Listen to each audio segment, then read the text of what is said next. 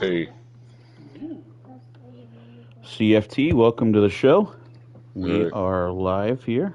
How you feeling, my old friend? Hanging in there. You sound like you're a little under the weather. I'm just fine, actually. All right, maybe I just haven't heard your masculine overtones in quite a while, so I'm used to Gordon. He's a little on the softer side compared to yourself. I believe here soon we're going to be joined by James Black, perhaps. I heard rumors of that as well. I know the boss was still out at that owners convention. I wasn't sure if he made it back in time or if he made it in. He just wanted to rest up for a while, but either way, it'd be cool to have the new owner on and get a little of his input as we head into episode 49 here. The come off from that first ever hybrid rumble, see kind of a little aftermath of that. Not sure. I imagine some people have some feelings towards some of the other competitors after ruining their chances at a shot at the title.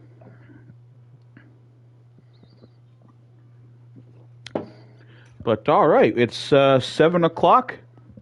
I got some people starting to jump on here.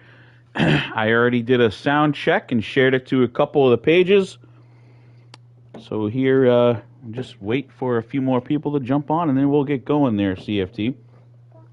So how was your time off, by the way? I don't think we spoke much while you were away. No, we didn't, but I do have something I need to address. This idea that everybody thought that I died, including you. You all started to spread rumors that I died. Don't think I didn't hear those. It was more asking. I did hear. What makes you think I would be dead? I heard from a credible source that you had passed away. And we were getting ready to have a special passed away? What? CFT memorial show. I'm right here. I'm alive. Well, we see that now, but that wasn't what we were hearing. But it's great nonetheless to have you back. Well, you see, I went to my Hawaiian island, and the reason I went there was because I was trying to avoid paying something I didn't know about called taxes, and I didn't know that if you didn't pay these quote-unquote taxes, that you would wind up in some place called federal prison, as I believe it's called. I'm pretty sure everyone in the world knows about taxes, even... I didn't know what the hell they were. Well, I guess you're the elite status. Sometimes... Yeah, I mean, no one told me about taxes. This was new to me. This is some sort of foreign concept until some tax collectors, as they call themselves, came to my door, and then I had to go escape to the Hawaiian Islands. Well, I guess that's a pretty good place to escape to. Now, what island do you own property on? Well, I actually own some property on Honolulu. Me and the missus were there for vacation 2-3 years ago. Did you own any property then? Not at that time. I actually just recently purchased the property at Honolulu. I may have purchased it to escape and so the government wouldn't find me. And I may, keyword may, have faked my death. So I heard that there are places there on Honolulu that are $1 million per square inch. Is that accurate? Oh, yeah. I actually purchased one of those parts of Honolulu. And let's just say my bank account, despite that, was still unscathed. You talk about cheap land, $1 million per square inch? Yeah, not bad at all. That's chump change. Yeah, apparently we got our buddies from Southern Smoke Wrestling checking in, CSWA checking in, ONW, the Southern Hardcore. I don't know if I've seen those guys pop in here and at least mention that they're on. But it's 7:04. Should we wait a couple more minutes, CFT? Are you ready to get in? Yeah, let's wait a couple more minutes. I just got something through my earpiece that James Black's limousine may or may not have been spotted. Ah, Lee Clark is checking in. Good old friend over from Worldwide Wrestling. If anyone needs any art done, that's the man to do it. Killswitch Joe jumping in here. Welcome, KSJ. It's nice seeing some faces that we don't usually see pop up all the time. KSJ's actually made a few appearances recently during our broadcasts, including a spot in our Royal Rumble, our very last show.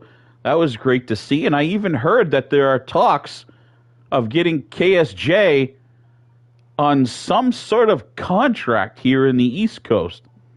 I believe in HWA terms he is a free agent, meaning that at the moment he is allowed to show up on both East and West Coast. I cannot confirm or deny this. This is just a rumor. That would be great, being able to see like KSJ take on the likes of any of the superstars that are here now. Remy, Mad Dog X. Omega, Mad Dog, yeah, Remy. Imagine Killswitch Joe versus Remy. What about a rematch with Joe Rivers? We've seen that about 1.5 million times already. We've seen Joe Rivers and Killswitch in the ring together probably as many as dollars as you have in your bank account. There's the times that we've seen them battle each other or tag with each other. Brawlski, the great Brawlski, welcome to the show. Don't remember seeing you check in very often. SBJ, I don't know if you noticed, but I brought some Domino's pizza to the commentary table. This is just for me, not for you. You don't get any of my pizza. I never took you as being a Domino's pizza guy there, CFT. I figured you had your own personal chef that would make fresh pizza from Italy and like fly an Italian island over to you or something. Well, I mean, I could do that, but hell, even a guy like me has some cheap tastes every now and then, and I'm a sucker for Domino's. Well, we heard rumors that you did have some cheap taste in the recent history. In the ladies of the evening sort of cheap taste. I have multiple women, okay? You're going to have to be more specific. I've got one for each state.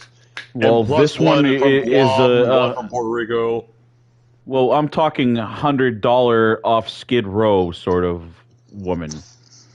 Ooh. Like someone that you would see over in Cooter's place at Southern Smoke Wrestling. Was the CSWA saying his pizza is like his women, cheap and greasy? Screw you, James Sargent. No, that's not very nice to say, CFT. We don't knock down people from other promotions, other owners that support us. And actually, unless it's James Sargent. James Sargent is the golden exception to this. You guys have a special relationship, don't you? No. Ew. All right, we got a few people on here now. Make sure as you check in, you hit that like button for us. If you're brand new to the channel, hit subscribe and ring that notifications bell. And apparently CFT, James says you're not his type either, so we're pretty safe on that one, I suppose. Yes, you are. And then we have Haka Kayaneya checking in again, vom.red, whatever that's supposed to mean. Some bot checking in, apparently, gonna steal our credit card information and try to sell us new extended warranties for our cars that we don't have. I hear it's a Snapchat prostitute trying to get you to buy a $50 Steam card for 30-minute service. Well, that sounds like a pretty reasonable deal. Wait, what's a Steam card? Reasonable. Steam card is Steam is an online gaming store, but apparently these Snapchat prostitutes like to take these Steam cards and convert them into real money to invest into Bitcoin. We're having more and more of the ladies from our federations, their pages being hacked and trying to get our account information and all that sort of stuff.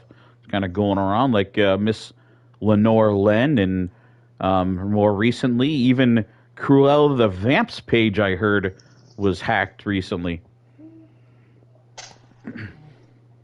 James Sargent saying that make some admins to get rid of the bots. Well, James, what makes you think that I didn't send the bots? And we have like 6 admins on there, but I don't know if they know that they're admins. Or if they're watching. True. Oh, we got Nightbot pop back up again. I saw him. Got that feature up and rolling. Nightbot kind of creeps me out, occasionally saying that the silence has been broken. I think my daughter said that last time she had gas. It was kind of creepy. I don't know, did she call her fart Draven? I don't know. She pooped and then looked over at me in a real creepy voice with hair half in her face saying, "The silence has been broken." It was kind of creepy there, CFT. That sounds completely and utterly disgusting. Never say that in my presence again. I'm sitting here trying to eat this Domino's pizza, and you have ruined it for me, okay? This Domino's pizza, I may just throw it up now. This is how I get welcome back to the HWA commentary table after a month on the Hawaiian Islands to avoid paying taxes. Seriously. All right, it is 7-Eleven here. We're seeing how 7-Eleven, and we have our Hindu friends. Can I say that on live TV? SBJ, you have just been canceled. I am just now part of the cancel culture. Great stuff. And G-Wolf Gaming checking in. Beautiful. Welcome to the show. You are just in time for us to kick this off. I was just welcoming back a friend of ours that we thought had died, but apparently was just, we'll call it vacationing in his property over in Honolulu. So CFT, welcome back. Are you ready to get this fired off? You have your commentating voice on today. Yep, I'm ready to go whenever you are. All right, let's roll, everybody. And again, this is Stephen Benoit Jericho from the Hybrid Wrestling Alliance. You are here live with us on the Hybrid Universe, episode number 49. It is myself, good old SBJ, with my old partner, CFT, Clarence Fletcher Townsend, back in the booth with us.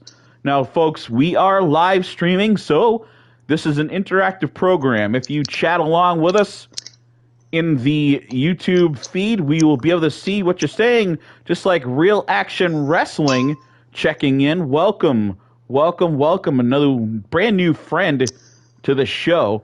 Now, let's get rolling here. Lee Clark, bad boy here, drinking a Lee Weiser. He's got his own beer, apparently, yeah. Not only is he great with graphic design, but he also is a beer connoisseur, apparently, and creates his own craft. I didn't know this. Me neither. But here we go.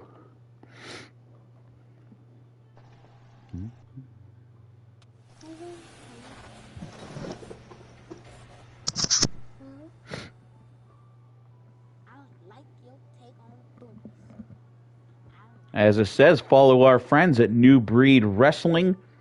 For some reason, these videos that we get in, the sound plays super low, even though the volume is up all the way. So just so you know what's going on, the New Breed Wrestling, they're preparing for their New Breed Rumble 3. That's what this ad is here. Titles on the line, shots at King of the Hill 2022. Lots of big things going on in their upcoming pay-per-view. Yeah, did you just say the goddamn King of the Hill tournament? And here's the ultimate King of the Hill, Hank Hill, as we pop into some tag team action. King too. Oh, Blackstone with something to say. Don't make me laugh, buddy. Listen, you ain't no king. Being a veteran doesn't make you a king, and it never will. You see, people like you, where me and my boy Mask are from, are the people I enjoy sending to the ICU the most. People who think that they're so good that they're above everybody else. And your little protege, learning from you is going to be the biggest mistake of his career, and I'm going to make sure he remembers that.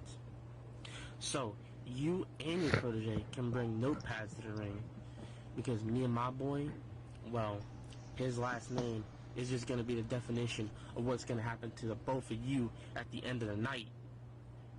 And that, I can guarantee you.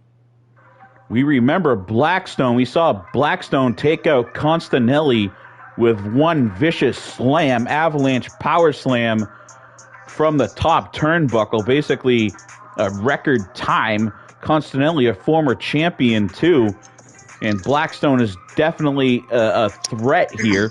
We got him in tag action tonight as these two men making their way down, wearing the crown and cape. That is Trevon Iman making his in-ring debut here in HWA, and he is teamed up with the brand new recent graduate from the academy. This is Josh Armstrong. No relation to the Ricky Armstrong family.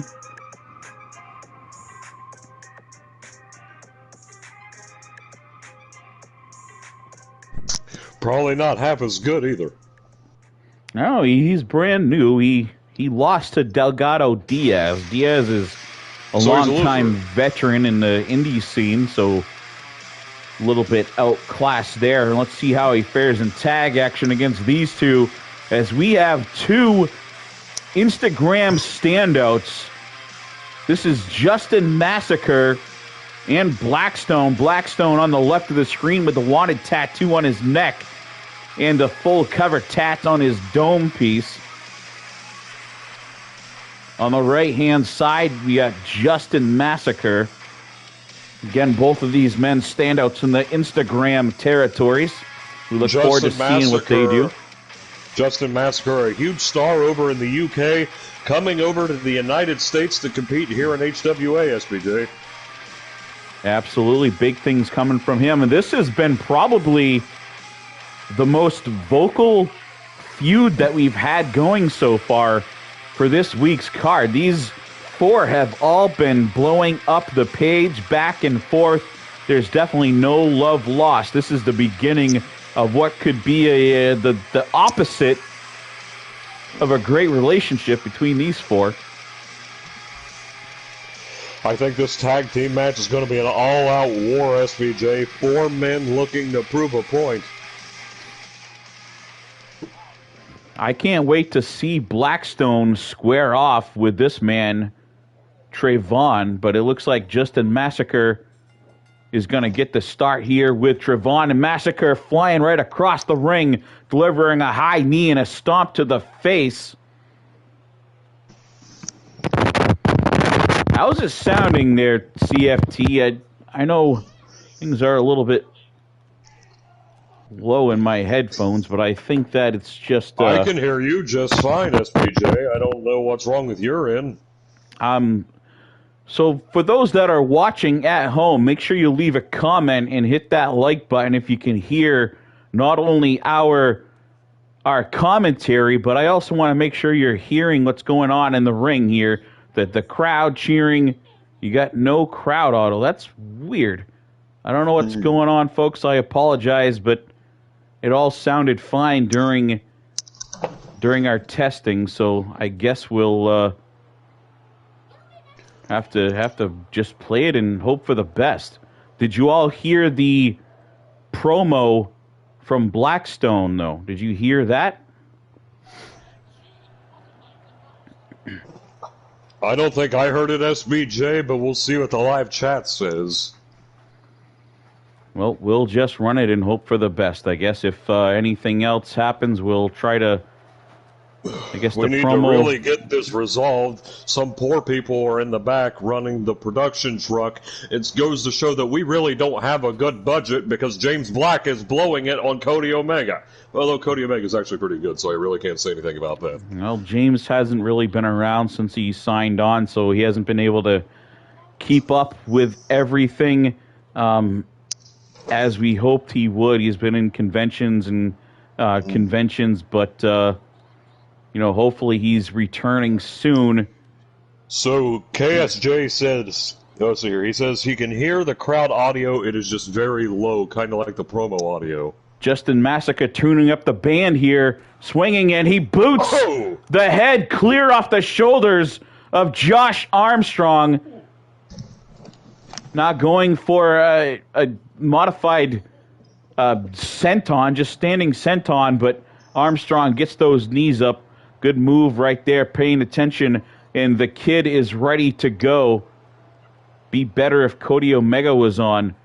We'll see we need Cody, to get Cody here. Omega on commentary. Hopefully Omega's on next week, right? I believe he's facing Sander Cool on the West Omega Coast show. Breaking his silence last night, SPJ, if you saw that, to address Absolutely. Sander Cool. Plenty of things going on the HWA Facebook for those of you who aren't there. There was a lot of chatter and rumors that Cody Omega was going to be here to be a competitor for more than just the Rumble, but hadn't really heard anything from him until yesterday, finally releasing a few words for Sander Cool and the rest of the locker room. Sander Cool looks like a lunch lady, and that Sander Cool, and this is from him, this is not from me, apparently Sander Cool gets a hard-on anytime a woman does as much as say hi to him. I don't know anything about that, but what I do know is that Justin Massacre just tags in his partner. Here comes Blackstone off the top ropes. A huge frog splash. I thought that was going to put this young man, Josh Armstrong, away right there. Blackstone, he's got to weigh around 300 pounds or so. In just pure muscle and tattoos. He's probably got about 150 pounds of tattoo ink in his body, and you can see now Trevon reaching for that tag, calling for the kid, trying to get him out of there as Josh Armstrong is busted open. The veteran wants the tag to get back in the action, to give the kid a break. Remy checking in. I saw that the East Coast champion, Remy, not on the card tonight, but you see some of his boys, or at least I don't know if they're still part of the faction together, to be honest. I haven't seen Remy with any of the EFBC crew so far. Now Josh Armstrong trying to stretch out the arms and the neck of big Blackstone. Blackstone just too powerful, driving those elbows right to the forehead of an already split open Armstrong. But I'll give it to you, though. Armstrong, he's still battling in there. Still battling. This young buck here could be the future of hybrid. Still fighting away. And here's a little double team action right there. Look at that pop-up neck breaker performed by Trevon and Josh Armstrong. Great teamwork right there. And Blackstone is definitely feeling that one. Trevon barking something at him just as Blackstone's laying on the ground. He's just barking something at him. Couldn't quite hear exactly what he's saying. I think the audio is messed up in our headphones as well. What is it with all these audio issues, SBJ? I mean, I come back and I expected top-tier audio from a top-tier production team, and all I've gotten so far is disappointment and silence. Explain that, SBJ. Well, Explain that if you can. I can't explain it. Things are little by little. We're gaining. I can't explain that either. He just lawn darts Trevon right into that middle rope. That's got to be it. Massacre diving in, but diving to break up the pin is Josh Armstrong. Great awareness right there from the kid. He inadvertently took out Teddy Williams, the referee, as well. Justin Massacre crashing down to the ground. And now with the referee down, Blackstone reaches under and he's got a sledgehammer. Blackstone has a sledgehammer in there, but Trevon sees it, knocking the sledgehammer down. He's got Blackstone up in the air, and he pile drives Blackstone onto the sledgehammer. Did you see that, CFT? Let's get another look. The head of Blackstone driven right down into the sledgehammer that he himself pulled into the ring, trying to use on Trevon. Blackstone becoming a hammerhead, but not a shark. And that's a 3 count. Trevon picks up the win. Someone may need to go check on Blackstone. That man may have a concussion. That man may have serious brain damage. Blackstone making a huge mistake right there. He pulled in the sledgehammer himself, meaning to use it on Trevon. It backfires hugely on it. And I think, folks, that was the only way that I could see these two taking out the monster Blackstone. And you know he is not going to be happy about it. Look at this for now. Trevon is shaking the hand of Josh Armstrong. We saw a little reluctance early on the page, but it seems the two get along just enough, picking up a big win right there. Cody Omega wanting to know if HWA got Sander Cool from a raffle ticket. No, we actually got him from the Alabama Incest Convention, which also reminds me, because of Sander Cool, of HWA's sponsor, and I say this with great disgust and great disdain, but it's called Ancestry.com, the official online dating website for Sander Cool and Nora Cool. Apparently, it's good for hookups and family reunions. So that should tell you all you need to know about that, and stay away from that. And as Nightbot says, remember to hit that notifications bell if you haven't already, or Nightbot will get you. You can see I am not commenting on that sponsor. They were with us from the beginning, so we cannot let them go. They are a huge part in Ancestral.com and getting us off the ground, so we keep them on, and we have to do their spots once in a while. Yeah, they're up there like the Big Mac Riggs condoms. Absolutely, Mac Riggs. They are still part of our sponsorship team as well. In the ring now we have Delgado Diaz, who picked up a win last week against Josh Armstrong, and he's taking off sort of a faltering former television champion Tyler Ace, the world's sexiest cruiserweight. I wonder if the world's sexiest cruiserweight has ever used Ancestry.com. I don't know what to say to that. I doubt it. I mean, he definitely looks like he's a product of a meetup from it. He very well may be, but I don't think that Tyler Ace has any problems with the ladies or the gents or dirty dish towels or anything else for that matter. Or as good looking, as charismatic as he is. Possibly. We were all teenagers once, exploring that's the only place this man gets anything, okay? Nobody is attracted to the world's sexiest cruiserweight, okay? Nobody wants him. Hell, if I took him to a trailer park in Mississippi and showed him to a bunch of methed out fat women, they would vomit in disgust, okay? So Tyler Ace, he's ugly, he's a joke, he'll never get laid a day in his life. Again, socks don't count. And so either way, SBJ, before I give myself a freaking aneurysm, I'll let you continue your little commentary duties here while I sit here and collect myself. Well, I appreciate CFT. I appreciate you letting me do my job. And apparently, CFT, you have a fan. As Tyler Ace's pyro is going off. Watch out, CFT. A spark came over. I thought this stuff was going to be safer. Spark landed right there beside you on the desk as you were coloring in your adult coloring book or whatever it is there you have in front of you. This is not an adult coloring book. This is a crossword puzzle for rich people. Let's see here. Looks like an adult coloring book. 5 words. The hint is something rich people avoid. Taxes. There we go. And Delgado Diaz starting the offense off real quick, slingshotting the world's sexiest cruiserweight across the ring here. And now Delgado, at least early on in this one, in control. And you see his good friend there, our champion, our dual women's champion, the main title and the hardcore women's champion, Nightshade, on the top left of your screen there, friends with Delgado Diaz. I guess they go back a long way. Tyler Ace now with a stiff kick to the chest.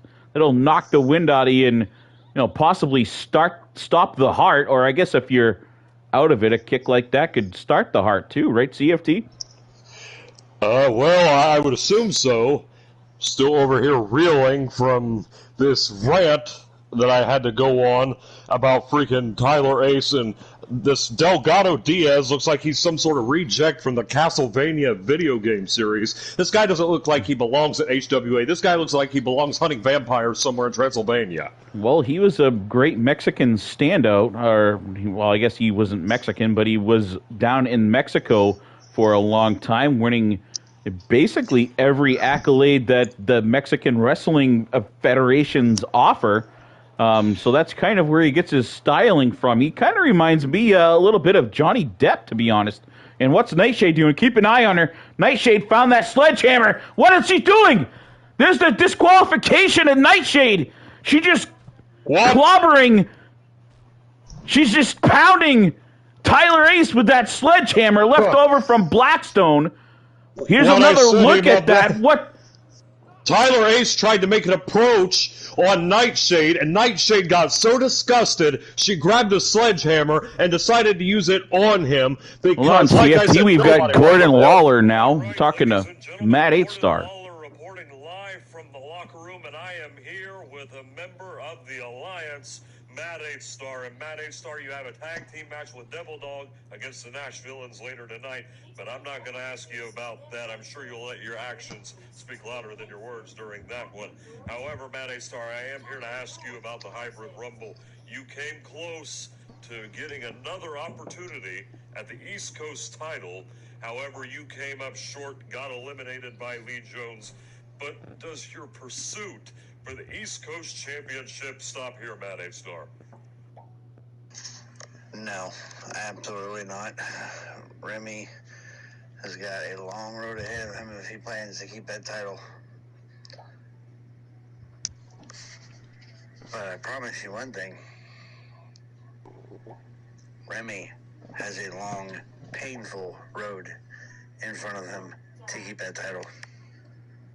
Well, there you hear it, ladies and gentlemen. Matt 8-Star not giving up on his pursuit to reclaim his East Coast Championship. SBJ, back to you. All right, thank you for that, Gordon. As you can see, Matt 8-Star not finished with Remy Resnar, our East Coast champion. You seriously hired Gordon Lawler. That guy looks like Charlie Chaplin. Someone must have failed to tell him the silent film convention is down the street. I would be careful because Gordon is now the West Coast general manager. So you mean to tell me Gordon Lawler's my boss? Yeah, absolutely. As Butter Slug makes his way out, another megastar from the Instagram territories, making his singles debut here. We saw him kind of a disappointing debut in the Rumble, but we get to see him one-on-one action here tonight. Butter Slug, the big bone chaperone himself, right here at Hybrid Wrestling Alliance. Remember when athletes were actually supposed to look like athletes and not like guys who eat 5 Big Macs a day at McDonald's? Yeah, Pepperidge Farm remembers. Pepperidge Farm, one of the sponsors of HWA, by the way. But now we're stuck with this big, oh God, this big nasty slob that calls himself Butter Slug, whatever the hell that means. This guy is gross. SPJ, why did you sign him? I'm I heard not it was one of your decisions. part of signing anyone. I'm just a host, commentator, and The greasy strangler, as Remy says, he's right. Ew, look at that thing. Oh my God, I'm about to vomit. At least I brought Butter myself a Slug bag about for to this. cross the Jason Dixon line as Jason Dixon makes his way out here with his own custom track playing in the background, ladies and gentlemen. That is Jason Dixon on the mic for his Tron video music here as he makes his way through the purple smoke. At HWA Universe, if you need to piss, now's the time. Devil Dog, he actually does have a match here tonight. Thank you for asking. He's a couple matches later, I guess. I don't have the match card in front of me for some reason because Nicole still hasn't brought it out here to me for whatever reason.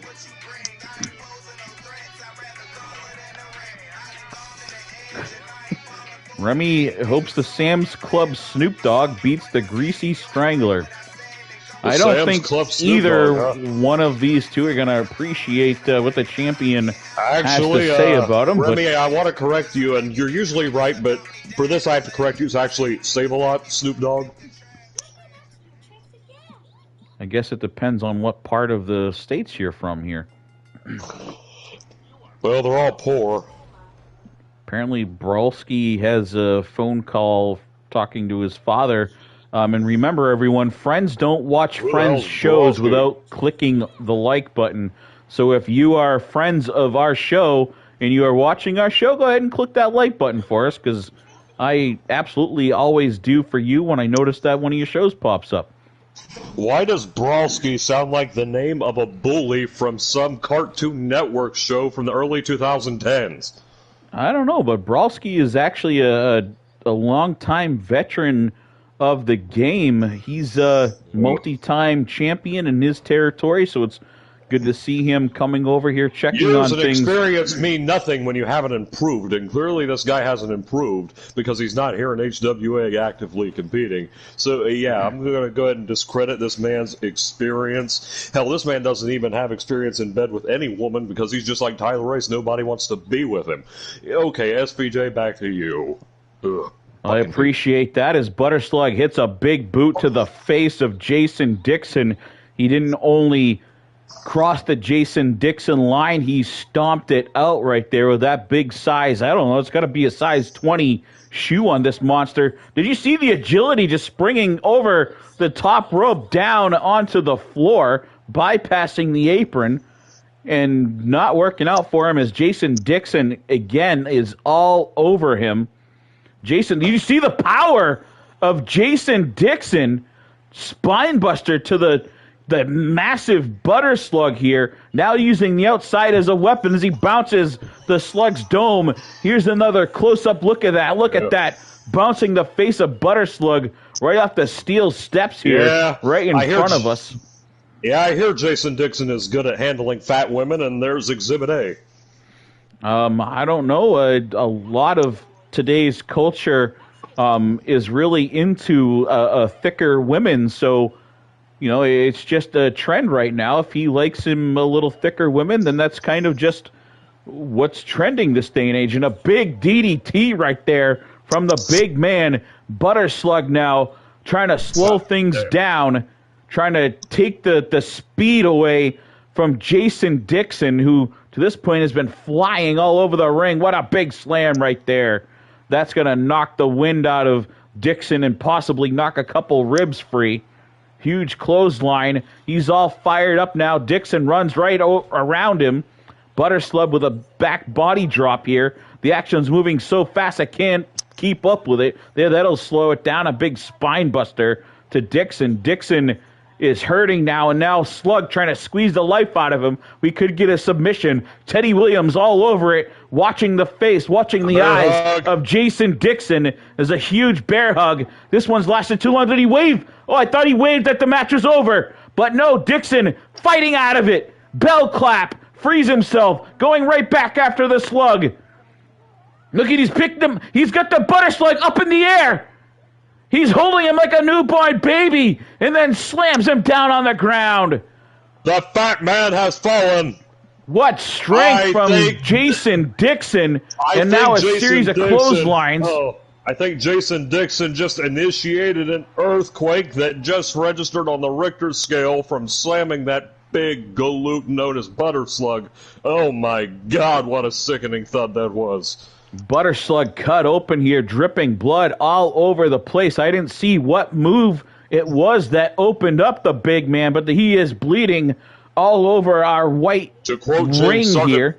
To quote James Sargent, Butterslug has melted. Butterslug, that's a long fall for a big man like that, over the top ropes, down onto the ground. Butterslug is not feeling very good here, ladies and gentlemen, as Brolski hopefully has an extra beer that he can come bring Butterslug after that one. He's definitely going to need it. I'm going to need something to get through the rest of the show. Brolski, bring me a beer. Actually make yourself useful for once. I'll redact anything I ever said about you if you bring me a beer. But not one of the beers you drink. I want an actual, like craft beer, expensive beer, not whatever the hell you have. I'll even pay for it. Just bring it to me. Well, we called Nicole down. She's supposed to be bringing you a New England's own hard spiced sail. What? Oh, there she is now. Hold on. Thank you, Nicole. There she is. It distracted me there. Nicole, you kind of surprised me. I ain't gonna question this. I've never had one of these before, though. Hopefully, this gets me through the rest of the show. Shot of courage, bottoms up. I can smell the hops from here. That's a very strong-smelling beer there that you brought him, Nicole. A strong knee strike right there. And now Jason Dixon going for the pin. Can he beat the monster, the Slug? But no, Butter Slug kicking out. Jason Dixon has done a hell of a job here taking this mammoth down. Butter Slug bleeding all over the place. Dixon continuing to pummel and then using the big bloody forehead as a weapon. Driving that bloody forehead of his right into the face of Jason Dixon, then hitting a huge spear. Slug not done with him. He just let the pin up. He just let Dixon up. He had the pin, but he chose to release it and get back up. I guess he's not done with Dixon here. Brolski saying, get your own beer, I'm not your bitch. The entire world is my bitch, Brolski. Now get me a damn beer on top of the one that Nicole just brought me. And it better be worth it. Just so you all know, HWA is a PG-13 television program, so we do not condone CFT's language, ladies and gentlemen, but we cannot, because of his contract, we cannot stop him from saying what he wants. So just, what folks, the hell I want. pretend you aren't hearing some of the language from CFT. Just pretend you're not hearing it. And we from HWA apologize on his behalf to you and your children. I don't apologize. You don't Words have are to. words. Butter Slug going upstairs. What's going on here, CFT?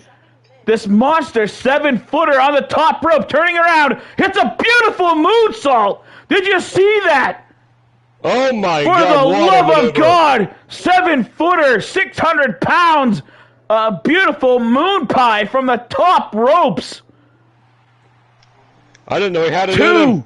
and that's a 3 count. A moon pie from the top ropes is all it took to take out Jason Dixon. No big man should try like that.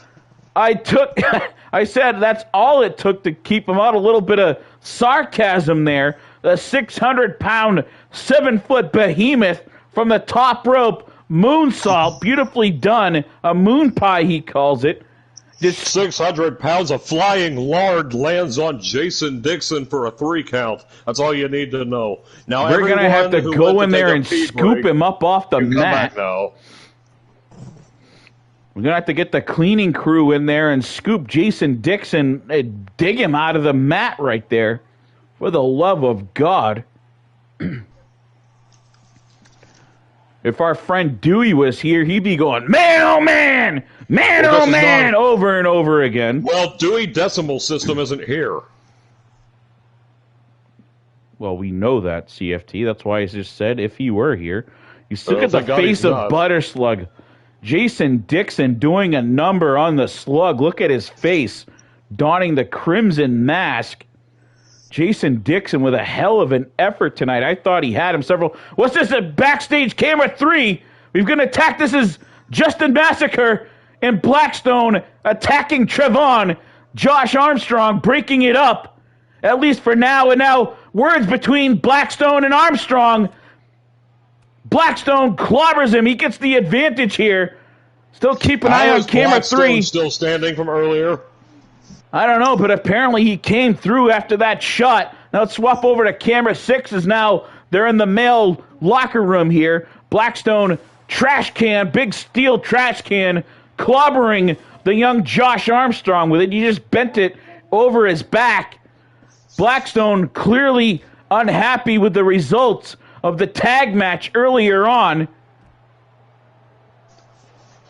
I don't know if security knows this is even going on, and he's got John Awesome's briefcase.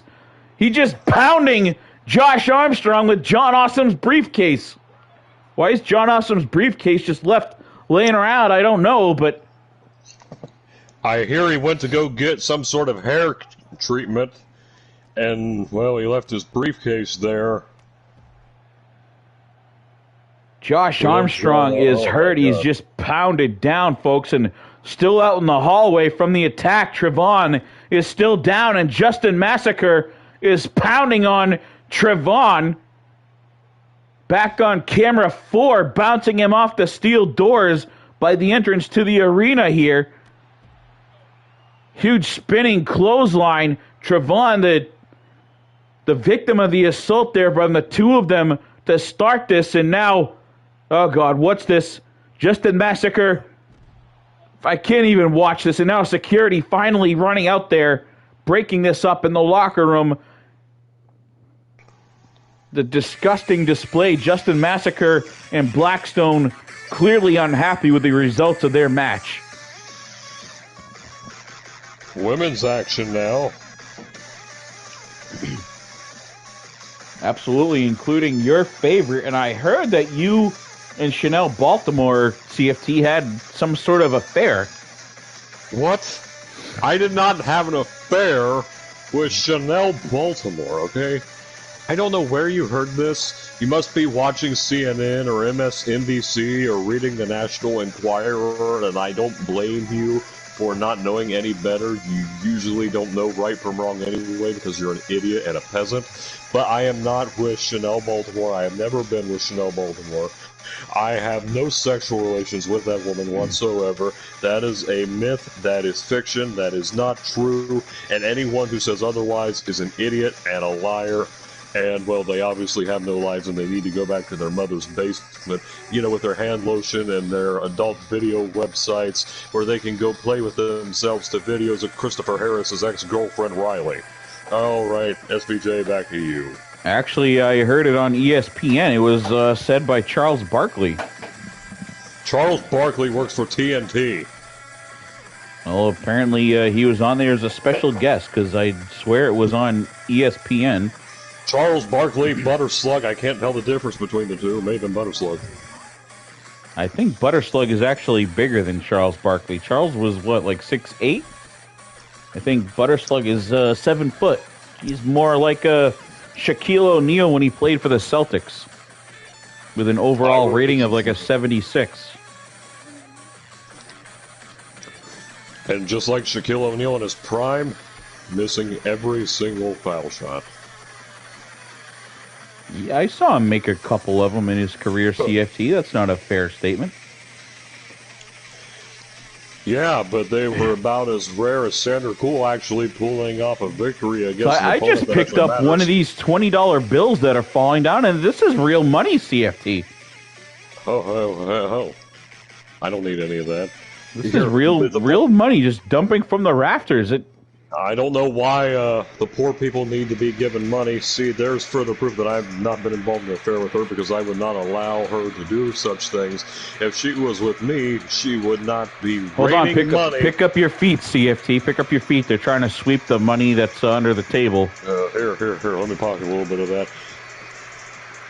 Now making her way down, the outspoken Miss Dominique Shine here. We've seen these three ladies, Dominique, Chanel Baltimore, and Brittany Taylor, in a battle of words all over the HWA page. But if you go to any other federation, these three we see fight each other almost constantly. And every promotion that they go to, they're constantly at each other's throats.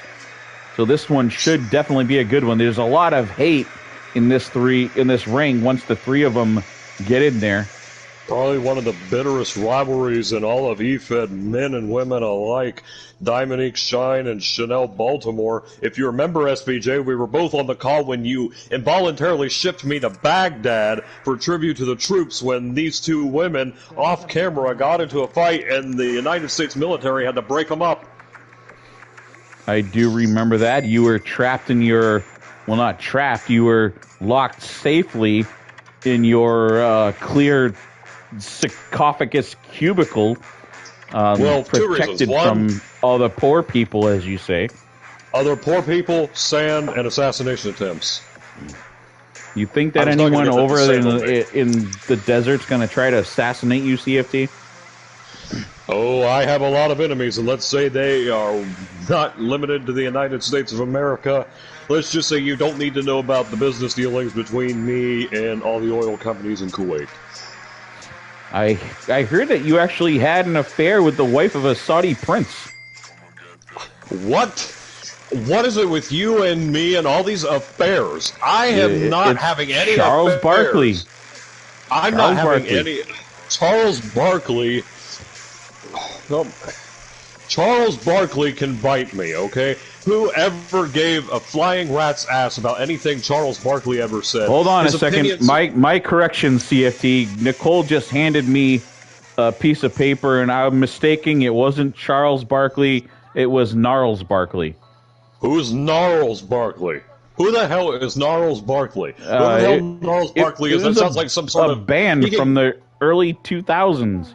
And now, looks Chanel and Dominique working together to drive the face of Brittany Taylor down onto the ground. And it looked like at least a split second of teamwork there between Chanel and Dominique. But now they are right back at each other as Dominique Shine delivers a huge side slam. And now she's going after the only woman left standing opposing her, Brittany Taylor. Let's not forget SBJ. A few weeks back on West Coast, Brittany Taylor picked up a win over Dominique Shine in singles action, but you can give the assist to Chanel Baltimore when she distracted Dominique Shine long enough for Brittany Taylor to roll Shine up. I believe she took the foot of Dominique or Chanel and put it up on the... Oh, look at that, for the love of God! Chanel Baltimore just kicked Brittany Taylor right in her womanhood, CFT. There's a nice close-up shot of that devastating maneuver right there from Chanel Baltimore. And looks like Miss Taylor is hardly able to walk after that shot. Terrible audio production, perverted camera crews. What's next, SBJ? I'm not the one that hires people or pays the bills around here. And a jackhammer from Dominique Shine onto Chanel Baltimore. The little exchange gave Brittany Taylor enough time to stand, but it looks like she is still reeling from that kick to the nether regions there. I think the camera people here in HWA have been taking tips on using cameras from Harvey Weinstein. Either that or Justin the Living Legend over in Worldwide Wrestling, who posed as a cameraman. And now Brittany Taylor is gone, not able to recover from that vicious toe shot to the camel toe from Chanel Baltimore, and she is the first one eliminated here in this match, and it is down to Chanel and Dominique now. Chanel tossing Dominique into the corner, springs out of it into a vicious spine buster. The medical staff are helping Brittany Taylor up the ramp. She's barely able to walk after that kick. She may not have the same nuggets that we do, ladies and gentlemen, but it still hurts the ladies just as bad, taking a shot to their parts if you aren't very wise to the human anatomy. I can't say that I ever have, other than, there was a time when I was about 11 years old and I had a bicycle accident and hit the crossbar, but other than that, I've never been kicked there like Brittany Taylor just did. And what's Chanel doing? Spinning. She's got Dominique by the legs, spinning her around like a helicopter, kind of Petey Pablo-ish here, spinning her around and now dropping her. And Chanel and Dominique both dizzy.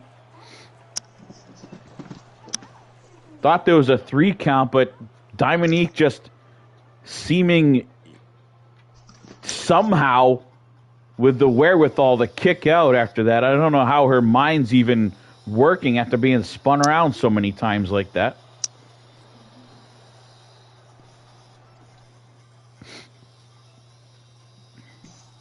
Teddy Williams keeping a good eye on this one. How does Teddy Williams still have a job, by the way?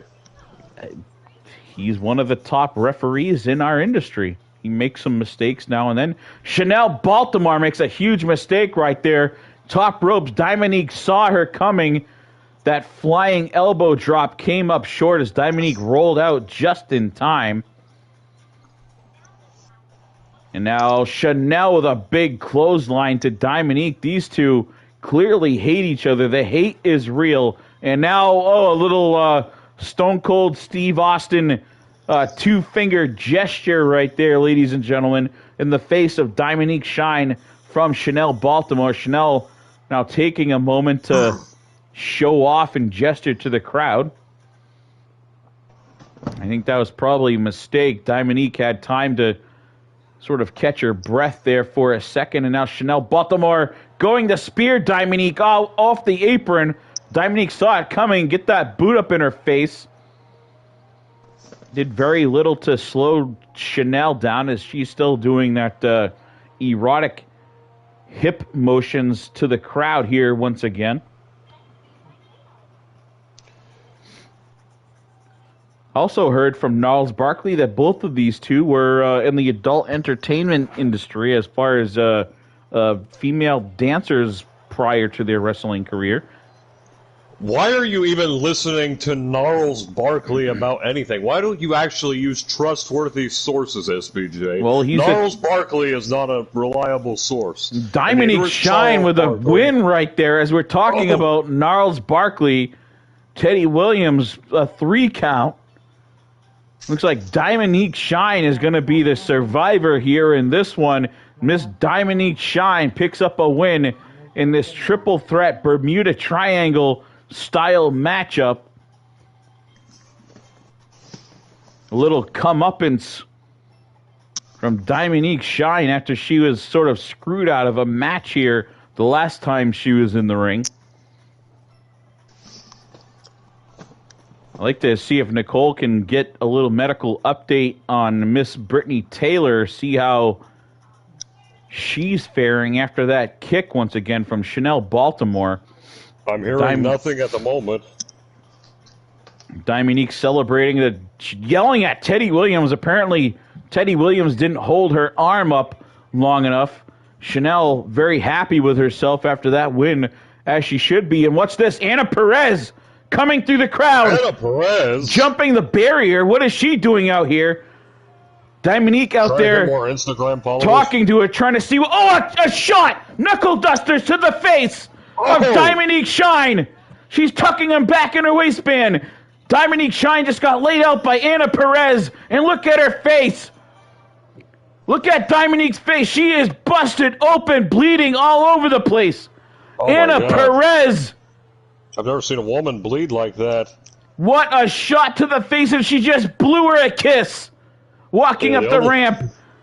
And what's this? This is Hired Gunn and the goons from EFBC up there to greet Anna Perez. What? Clapping, very pleased with Miss Perez after this. Is Anna Perez part of the EFBC? I have no idea, but... Well... I guess we got all night to figure that out. It's nice to see the kitchen staff getting screen time. Yeah, I agree with that, Cody Omega. Here we go, the tag team match. The Nash Villains versus Matt 8-Star and Devil Dog. So, I got my money on the Nash Villains simply because I don't like Devil Dog and I don't like Matt 8-Star. And if Matt 8-Star hears this, hey, Matt 8-Star, why don't you come down here and fight me? I'd whoop your ass. I mean, Matt 8-Star is a joke. Nobody likes Matt 8-Star. Matt 8-Star is a waste of time, a waste of space, a waste of his father's semen, and a waste of potential as well. This man may be a 2-time 3-dub champion, but here's the thing. Drew Gessner, I will give Drew Gessner credit where it is due. He knew that Matt 8-Star did not belong as the East Coast champion, so what did he do? He stripped Matt 8-Star of the title. Gone. No more. No more title for him, and gave it to a real wrestler worth giving the title to, like Remy Resner. But here we are, Matt 8-Star, trying to get this title back, as we heard him talk to Great Value Charlie Chaplin earlier. I mean, Matt 8-Star is not going to win that title back. Matt 8-Star is not going to get a happy ending. Not here at HWA, and not at the Asian Massage Parlor later tonight. That's pretty...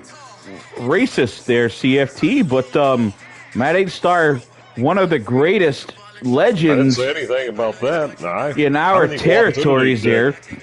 Army veteran, very highly decorated Army veteran is Matt 8-Star. And so it's kind of disturbing hearing the things that you're saying about him. As he teams here with his friend Devil Dog, these two, they've had a little bit of a back and forth relationship throughout their career, remained to respect each other just from their military status, and now here comes the former Cowboys stable with Cowboy Jet. They are now the Nash Villains. The Brokeback Mountain Boys. Boy Scouts is considered serving. He was actually in the United States Army, Cody Omega.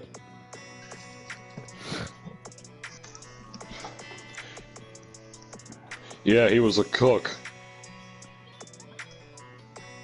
You know what? I don't know what his MOS was, to be honest. I guess that's something that we should him and find Devil out. Dog are both overrated. I mean, they act like they're some sort of battle-hardened veterans, but in all reality, they were the ones cleaning the latrines, and on top of that, they were the ones doing all the bitch work. They were the ones who... I mean, they were just bitches overall, SPJ. I don't see what's so important about Devil Dog or Matt A. Well, I'm sure that you will have absolutely no problem going up there. That Devil Dog is wearing. And you know, I'm going to sit right here, and you know why, SPJ? Because I am a retired professional wrestler. My Lloyd's of London insurance policy will not allow me to get anywhere near Devil Dog or Matt 8 Star. If I do so, I will be in direct violation of my Lloyd's of London policy, and I am not going to have that. That's a very expensive insurance policy there, SPJ. That's not a leotard that he's wearing. That's wrestling tights and singlet here, and it's in the colors of the classic colors of the United States Marine Corps is what Devil Dog is wearing right now, and. I don't know these two. I believe this is Arthur Hayes that's in the ring now, or maybe the guy with the dark hair is Arthur Hayes. I really don't know much about these Nash villains, but these guys look like the kind of guys that would go down the street in the 1994 Ford F-150 and blare Alan Jackson and Max Volume, causing a great disturbance in the peace and leading to them getting arrested for violating noise ordinances. So how about this? Right now in the ring we have Devil Dog taking on Bart Gunn here. Devil Dog, I guess this is probably Bart Gunn, I would say. Someone go get Butterbean. Butterbean will go handle... Oh, I'm getting it through my... Not that Bart Gunn. Gotcha. Not WWF's Bart Gunn. Different Bart Gunn. This is in quotations just because I don't know who's who here with this tag team, to be honest. And now Devil Dog delivering that bald head right to the face of Bart Gunn here, continuing that high-powered offense that Devil Dog likes to take his opponents out with.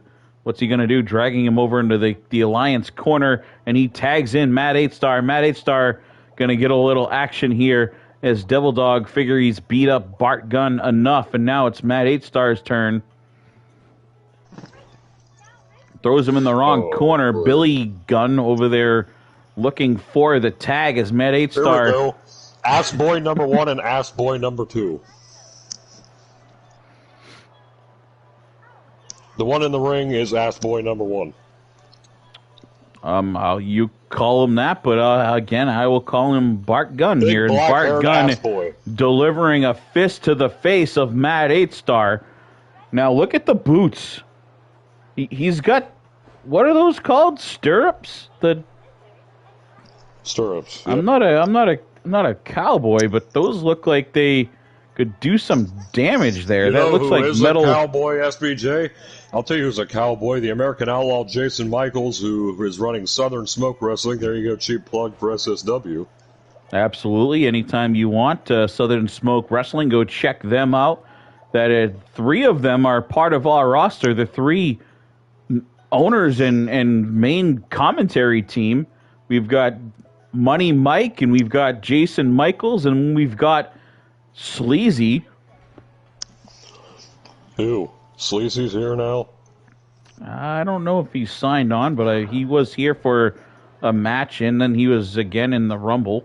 He once tried to rub his big fat ass in my face. Just had a fan here correct me. Those are spurs that are on the boots of Bart Gunn, we'll call him here. And now Billy Gunn Ass boy number 2. Not so badass version of Billy Gunn in here, and he's wearing down Matt 8-Star. I guess say what you will about these two, but they're doing a pretty good job wearing down the great Matt 8-Star. Billy Gunn has a Texas tattoo on his stomach, but he's part of the Nash Villains. I guess Tennessee and Texas are relatively close in some ways, right? Now Devil Dog back in the ring here to Billy Gunn, a neck breaker hanging from the top ropes right there. And now Devil Dog up on the top himself from the top turnbuckle, turns around. What's he going to do? And sort of a bam salt right there from the top rope, splashing down. Here's another look at that in drama vision, folks. Beautiful move right there from Devil Dog. What is this drama vision thing that you've just introduced? Is this some sort of new feature SBJ? I haven't seen it before. We played with it here now and then, part of our slow motion instant replay camera package that we've been trying to add on to the broadcast. Like to get some up on private parts of females. We'd like to get some feedback on that from the fans if we could. And now Billy Gunn tossing Devil Dog into the corner of the Nash Villains. Looks like they're going to come up with some sort of double team tandem here, but Devil Dog sweeping the foot of Billy Gunn, breaking out of that, and now continuing to drive the knees into Billy Gunn. Now Devil Dog springing over the top rope with a leg drop down onto the outside. Didi looking to fly the Patriot missile, delivering a flying elbow drop to the sternum. And what's going on here? All three members of the Alliance in. This is supposed to be a face faction, but they've got Billy Gunn up in the corner.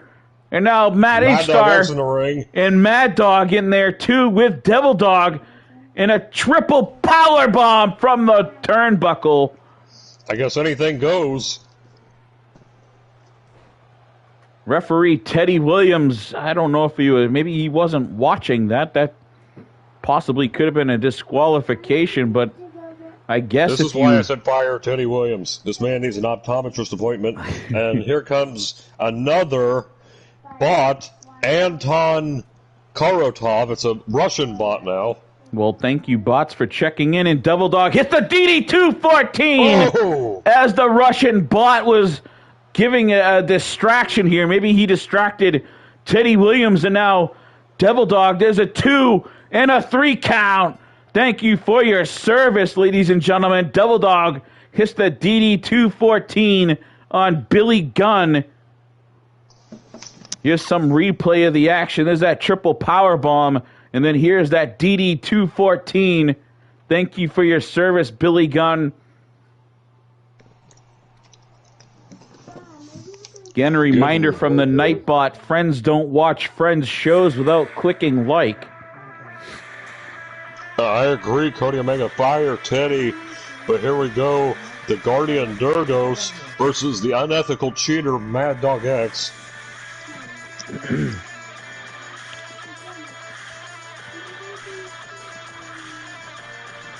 These two were actually chatting before the match. There's a lot of respect between Durgos and Mad Dog X. No doubt when they get in the ring, they're both going to put it all on the line. But as we all know, Remy Resnar not a fan of Mad Dog. I don't think anyone is.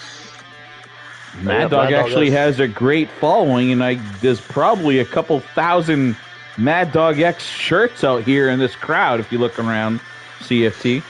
Because they were given away. I mean, that's literally the only reason why Mad Dog X shirts are even out there. Not because Mad Dog X is, as they would say in wrestling terms, over. It's because they were literally given away to the first 2,000 people that walked through the gate tonight. I mean, Mad Dog X is not over at all. Mad Dog X is a joke. Nobody likes Mad Dog X. I'm pretty sure his own friends and family don't even like him. And Devil Dog and Matt A-Star probably are only using him just so they can one-up the EFBC, or as the freaking Outlaw would call him, the E-Fed Bitch Clique, or as Money Mike would call him, the Extremely Fruity Bitch Club. I don't agree with either of those things. The EFBC is a great organization, but you get my point here. I think Mad 8-Star and Devil Dog cannot be trusted. Devil Dog, I mean, he calls himself a dog, but he's more like a snake, and we've learned that a million times over. Hell, the guy, the first opportunity he got, became a megastar, okay? So you cannot tell me that Devil Dog is trustworthy. I don't know anything you just said, CFT. Sometimes when you go in your little rants, I shut my headphones off, but I saw your lips stop moving, so back into the action as Mad Dog X slides himself into the ring. He's ready here to take on Durgos, the guardian of worldwide wrestling. This is going to be a great one. This is my vote for match of the night before the show even kicked off. So let's see. The bell rings and Teddy Williams signals the start here. Mad Dog starting things off. I'm like Remy. I just can't wait for the bell to ring again. And eventually it will, and hopefully we have a clean winner when the bell does ring. And now going for an early pin is Durgos. Mad Dog X kicking out of that. Mad Dog here with a vicious slam right there, tossing Durgos across the ring. We know Durgos can fly, but usually it's from his own accord, the springs in his legs, soaring usually across the ring on his own accord. But this time Mad Dog X assisting him a little bit. He's still back in the 80s, I believe. They left him behind. Mad Dog Crush, managed by Mr. Fuji. Mad Dog Fuji. Durgos here runs, springs in the corner, bounces off each rope on either side. And what's this music? That's Remy's music, and here he comes. Remy. Top of the ramp, Remy. Oh, this match has been saved. What's he doing? Remy is sprinting down, confronting Durgos. He's got Durgos up. Remy, yes. What is he doing this for? Power bombs Durgos. What was that for? Sliding out of the ring. Mad Dog didn't see it. He just sees Durgos laying there, going for the pin. There's a 2, and Durgos kicking out. Mad Dog has no clue what happened. Remy just slid in, power bombed Durgos through the ring. Remy heard our calls and cries of disdain and bitterness for this match, so Remy decided to give us a little bit of a wake-up, and I feel energized once again. Thank you, Remy Resner, for giving me a moment worth watching. That's moment of the night, when Remy Resner decided to take matters into his own hands. That's what the main event bully does, SPJ. Not exactly sure what Remy's problem is with Durgos, possibly something stemming from Worldwide Wrestling or the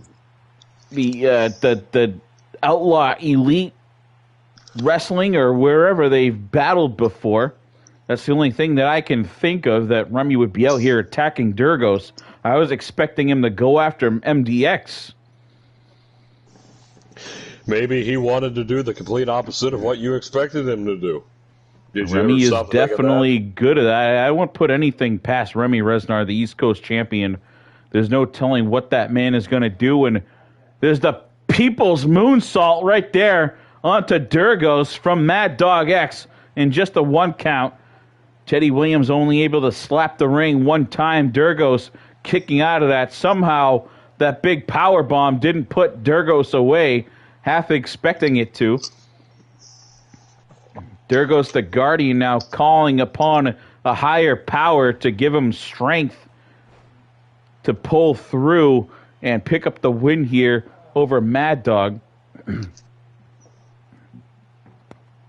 Whatever higher power it is that he was looking up in I believe he is a follower of the Church of the Flying Spaghetti Monster.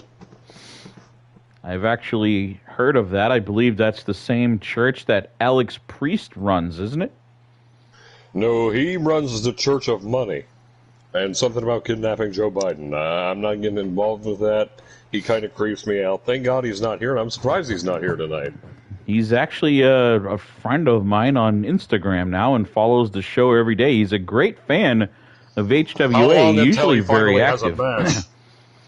I don't think that James Black, the new owner, would approve of Alex Priest after some of the stuff that he's done and said. He can't keep him out of the chat feed, but creeps me out. He's not allowed in the building. He shows up with Joe Biden in the trunk of his car. There was something about him dragging people through the woods, wearing money suits and axing people or something he comes up with. That's some cult shit that I'm not going to get involved in. I hope not, CFT.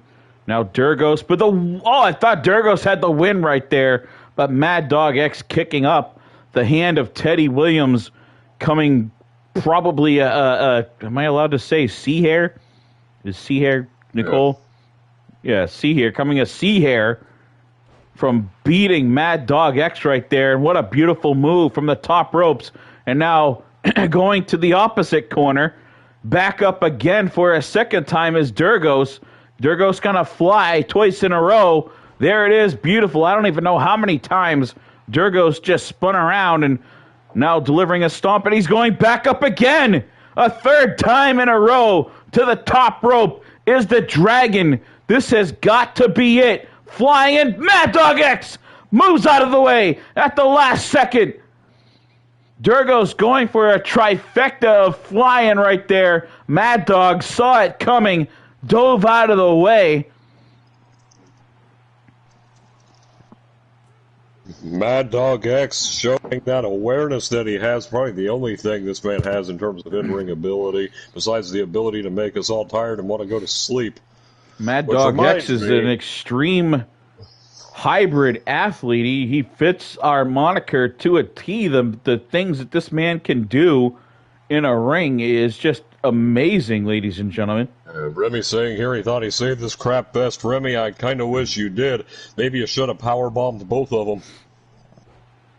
I don't know. This has turned out to be a great match. I thought that it was going to be kind of ruined with Remy's powerbomb interruption, but there it is. Mad Dog X picks up the win. Oh, now it's over. Thank God. Probably assisted by, here's another look at the powerbomb from Remy just out of nowhere. There's a different angle of that. Full force, bouncing the head of Durgos off that canvas.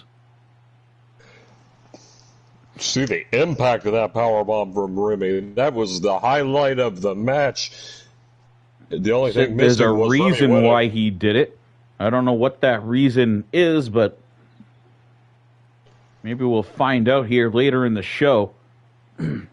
Mad Dog X, either way, victorious here. Definitely a big assist from the East Coast champion, Remy, the main event bully. Lots of highlights in this one. I think this is the longest highlight reel I've ever seen after a match in my life. Maybe Nicole holding her finger down on that highlight button a little bit too long.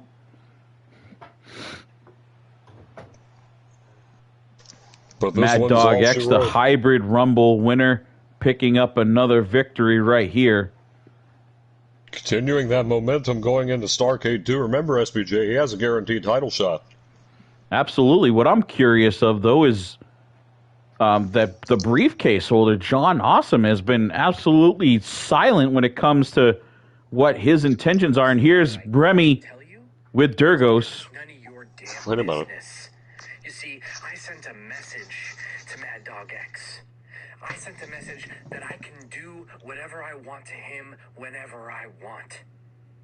And unless you want to keep barking up the wrong tree, I can give you another powerbomb over and over again, as many times as you need to get the same message, so piss off.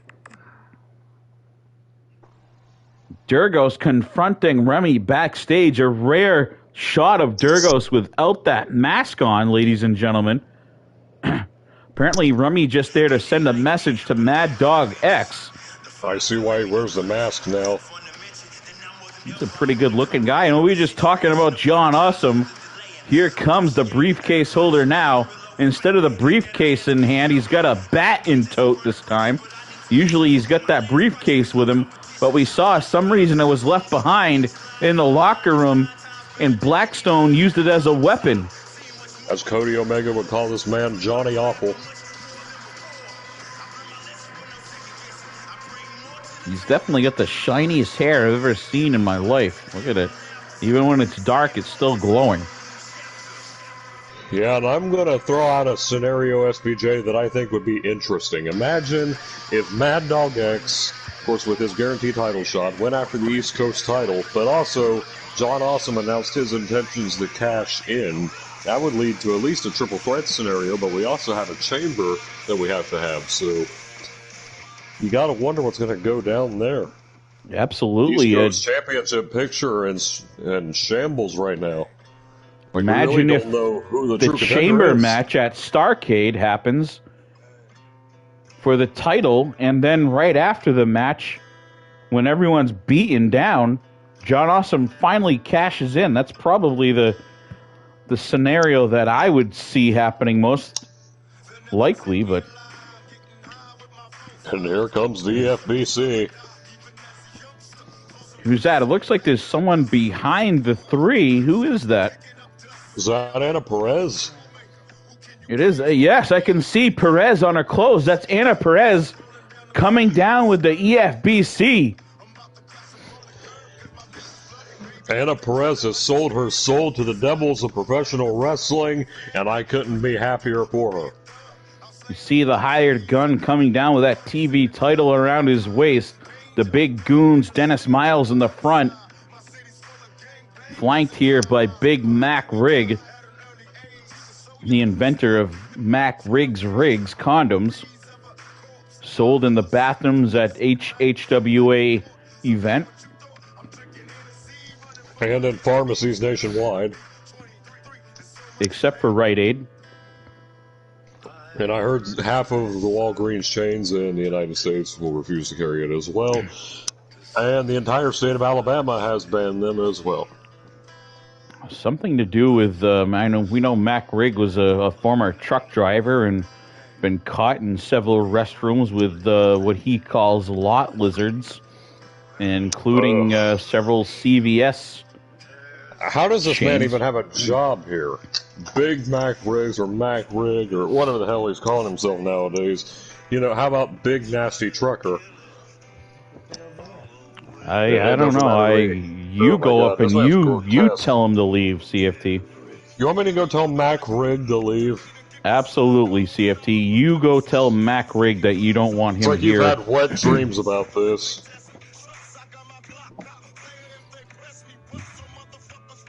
Like a little Tupac with Johnny Cash playing over the intercom here. Tupac and Johnny Cash, what kind of mix is that? I don't know, but apparently they're both still alive. So these supposed to be real wrestlers? Starting things off here real quick is the hired Gunn. He is all over John Awesome. A big right hook to the chops. The well-groomed chops of John Awesome. And now kicking the back of the leg. Hired Gunn is just taking it to John Awesome. And he's pointing at Anna Perez. Like, this is how you do it, AP.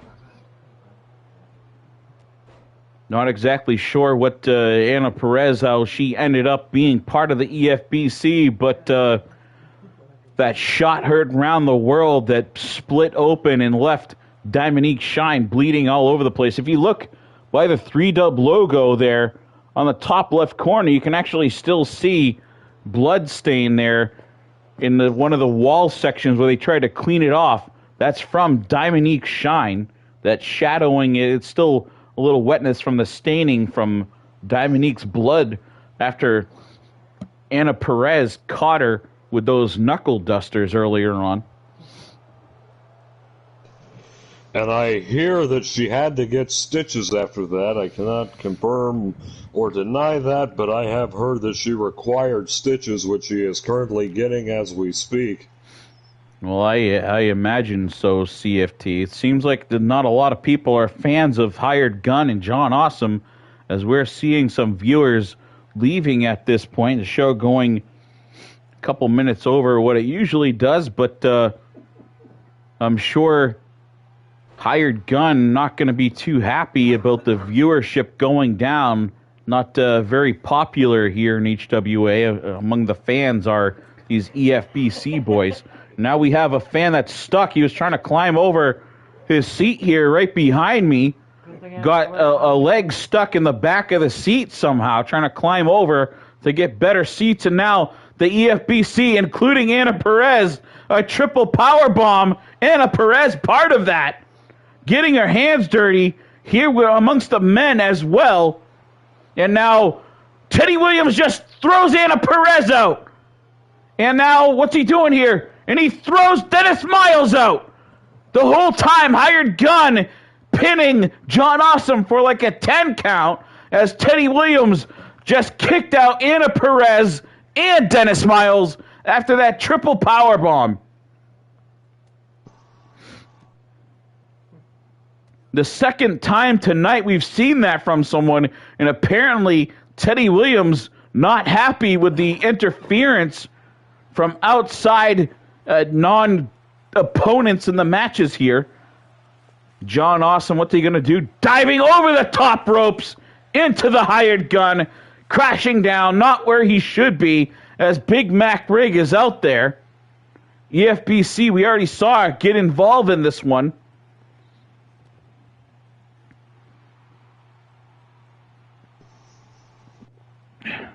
Starting to lose my voice here, CFT. And now a clubbing blow from behind. Mac Rig just struck John Awesome, but referee looking the other way didn't see it, perhaps. I think he was trying to sell John Awesome some condoms. Mac Rig, what's Mac Rig doing? Get out of the ring. Mac Rig just hanging out in the ring now. Is this allowed? I don't think it is. I don't know what's going on. John Awesome has the upper hand here. Now Teddy Williams just throws out Mac Rig. He has tossed out each member of the EFBC entourage. And now John Awesome looks like he's going to get a win here. Huge pile driver. The tables have definitely turned. John Awesome is going to win this. It's finally a fair match here. Hired Gun still fighting back, though. Has Awesome up on the turnbuckle, seated. What's he going to do? Climbing up to the top now. Dragging John Awesome to the top with him. Both standing in a suplex to the outside right here in front of us. Oh my God, that superplex to the outside. John Awesome may need a chiropractor.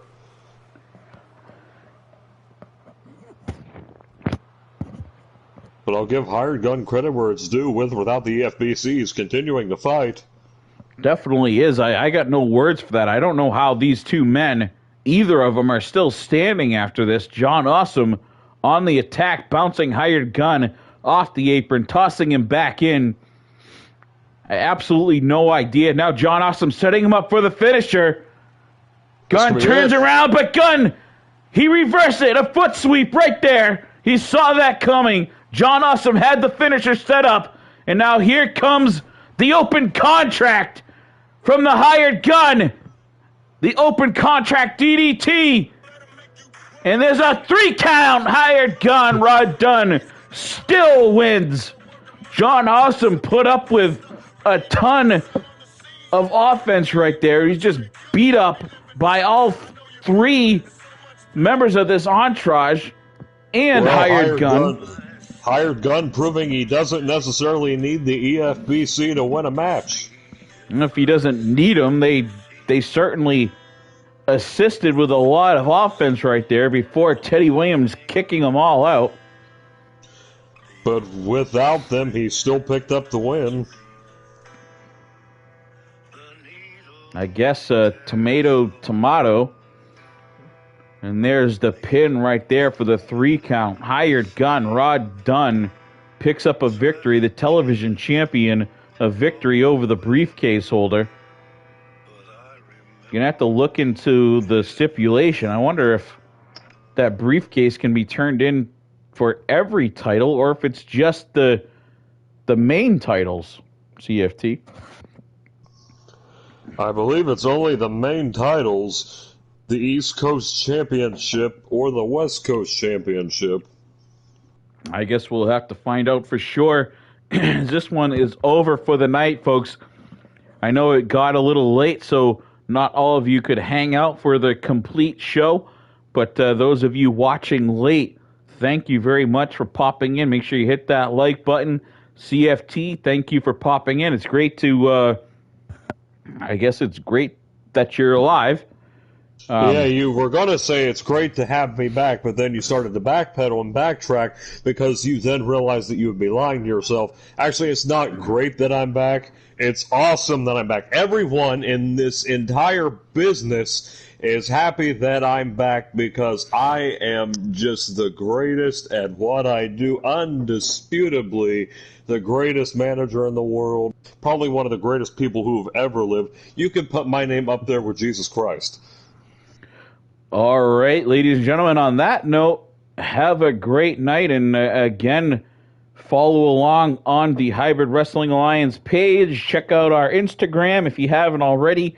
There will be stuff up there on the Instagram page that doesn't get onto the Facebook page and vice versa. So follow along with the Hybrid Wrestling Alliance on all our social media. Thank you, ladies and gentlemen, and we will see you on the West Coast next Wednesday, 7:15. Later, peasants.